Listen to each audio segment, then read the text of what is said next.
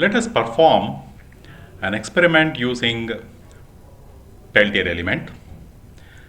We will try to consolidate our understanding of both free and forced convection. First, without a fan, we will see how the relative cooling of the object to be cooled is, and then we will introduce a fan and then see how the cooling effect is improved. Now let us take a heat sink. This bottom aluminum block is a heat sink, and another smaller aluminum block which I have placed on top here, and that is the object to be cooled. We will use this Peltier element. I hope you recognize this Peltier element. I showed this earlier. I will introduce it in between these two blocks. I will place it in between these two blocks so that the hot surface of the Peltier element will be in contact with the heat sink surface. The cold surface of the Peltier element will be in contact with the top aluminum block, which will be cooled. So let us do this.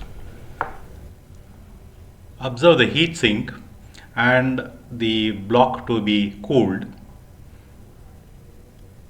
There are two holes drilled in this aluminum block. They are basically to handle test tubes in order to do experiments with fluids inside the test tubes.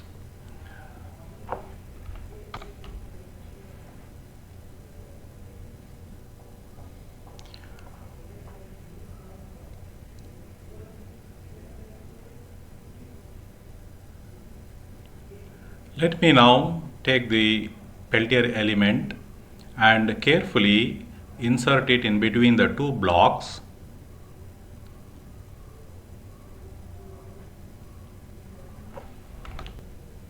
After inserting the Peltier element between the two blocks, carefully tighten the screws on the top aluminum block so that the Peltier element is firmly held in between these two blocks.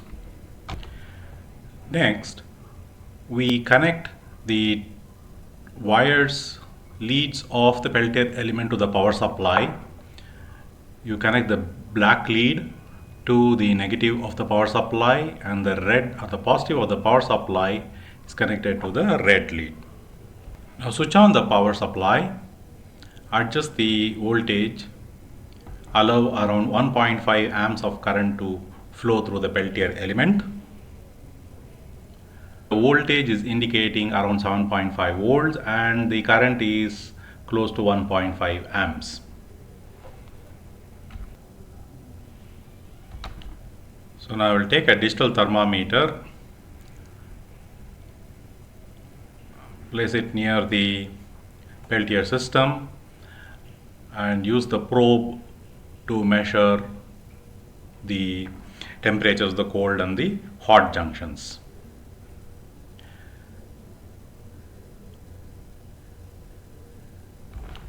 We will now allow the thermometer to stabilize the ambient temperature, and then we will leave the system on for some time, maybe around 15-20 minutes, so that the temperature stabilizes, and then we will take the measurements.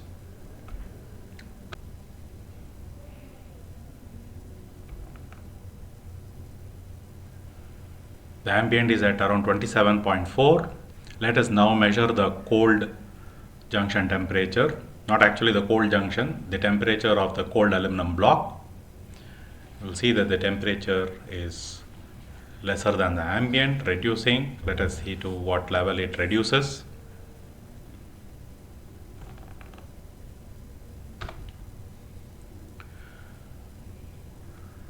It's fairly stabilizing now.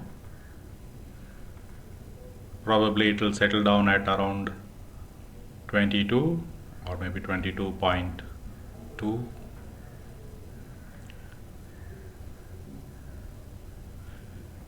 It's fairly stable at 22.2. So we can say that the aluminum block is at around 22.2. Now let us measure the temperature of the heat sink to which the hot junction is connected. See that the temperature is rising rapidly. It's going beyond the ambient temperature of 27.4.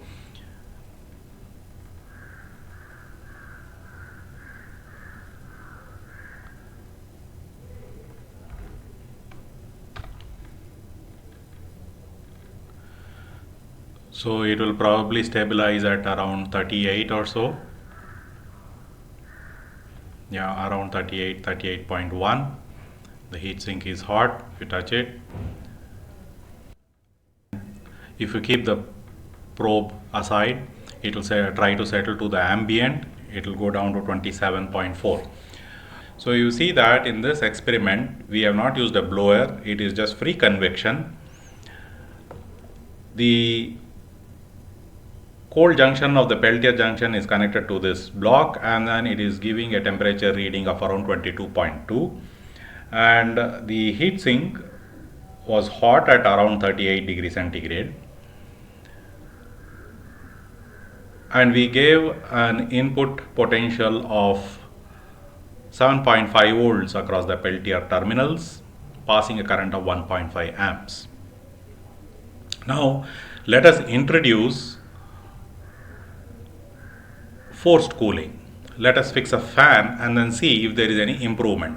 I will use a small DC fan just to show that forced convection, even a small amount of air blowing, controlled air blow, can improve the performance a great deal. I will fit a fan to one side of the heat sink as shown. I will connect couple of support pillars to the front so that the heat sink is level.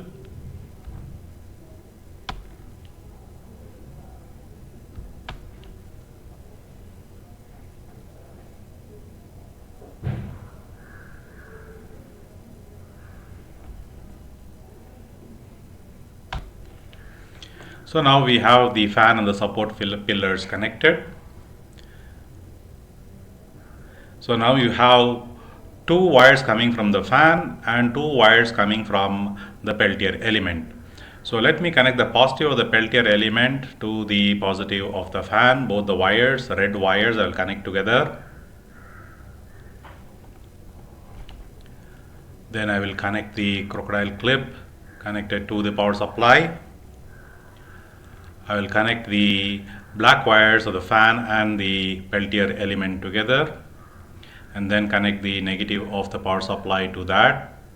So we have the connection established. I will turn it around so that it is at a convenient position. You of course can now see the fan, and we are now ready to switch on the.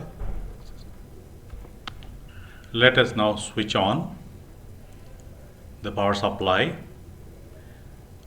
The fan will start rotating. You see that now the current is drawn not only by the Peltier element, it is also drawn by the fan. So there will be a slight increase in the current. So instead of 1.5 amps, it is 1.7 amps, all else remaining the same. Now we will leave the system for some time and take measurements after 15-20 minutes. Observe now that the voltage is still remaining at around 7.5 volts. The current has moved to around 1.7 amps. So 0.2 amps is the contribution of the fan. So I am now taking the readings.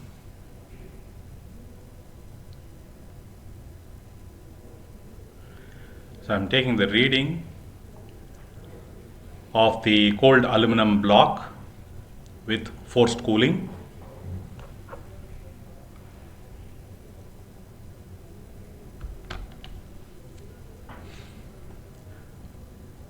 So it's at 19.6, much lower than the free convection cooling.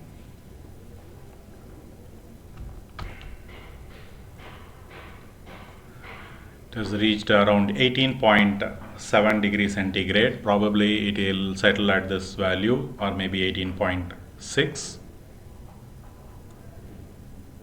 So it's now fairly stable. The aluminum block has now settled to around 18.6 degree centigrade.